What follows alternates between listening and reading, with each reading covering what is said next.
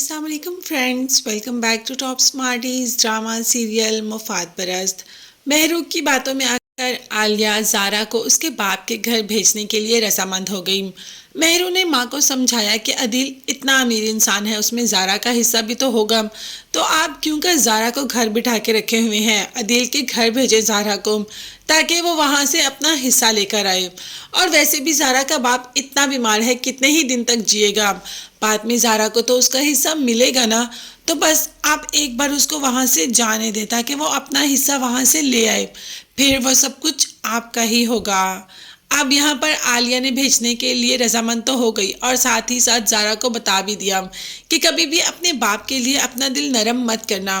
मैं तुम्हें इसलिए भेज रही हूँ कि तुम्हारा भाई आया और मैं उसे मना नहीं कर पाई, और अदील की तबीयत भी ख़राब है। अब इसका ये मतलब नहीं कि तुम बाप की मोहब्बत में यहाँ पर खाला को ही भूल जाओ। जबकि ज़ारा ने कहा कि नहीं खाला, ऐसा कुछ भी नहीं होगा। भाई ज़ारा तो अपनी खाला के बगैर सांस भी नहीं लेती है। रेयान लेकर आ ही गया अपनी बहन को अपने घर। अब अदील तो ज़ारा को देखकर बेहद खुश है। उसका तो बस नहीं चल रहा कि दुनिया की सारी नेमतें ज़ारा के आगे लाकर रख दे। ज़ारा ये ले लो, ज़ारा वो खा लो, ज़ारा ये कर लो, बस अदील तो यही लगा रहता है। अदील की तो आधी बीमारी ख़त्म हो गई। अब जैसे ही ज़ारा को उसका रूम दिखाते हैं तो ज़ारा तो देखती ही रहती है।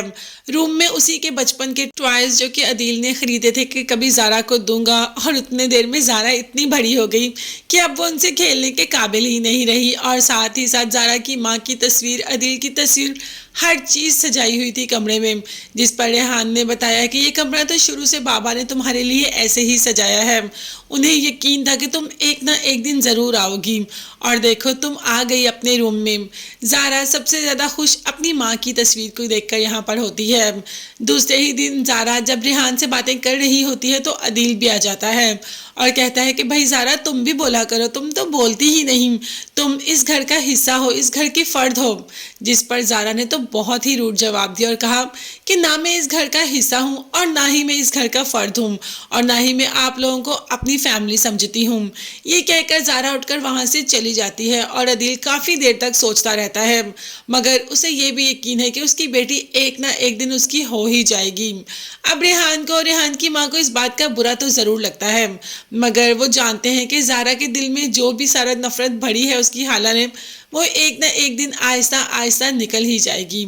और ज़ारा भी जैसे जैसे अपने बाप के साथ रहेगी उसे एहसास हो जाएगा कि उसका बाप कितना अच्छा इंसान है। और इसका काफ़ी क्रेडिट हादी को भी जाता है ज़ारा को इस घर में लाने के लिए।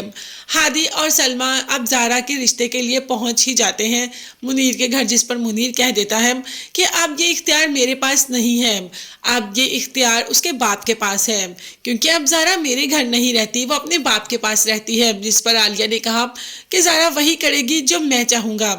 अब तो मुनीर साहब ने भी कह दिया कि ऐसा कुछ भी नहीं, ज़ारा अपने बाप की बात ही मानेगी।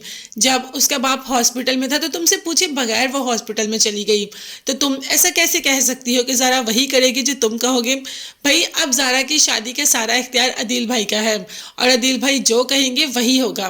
देखते हैं कि अब क्या अपने किए गए फैसले पर पछताएगी तो नहीं आलिया, कहीं ज़ारा आलिया के हाथ से तो नहीं निकल जाएगी और बाप का हाथ तो नहीं हमेशा के लिए थाम लेगी। ये देखने के लिए चैनल को सब्सक्राइब कीजिएगा। नेक्स्ट वीडियोस तक के लिए अल्लाह हाफिज़।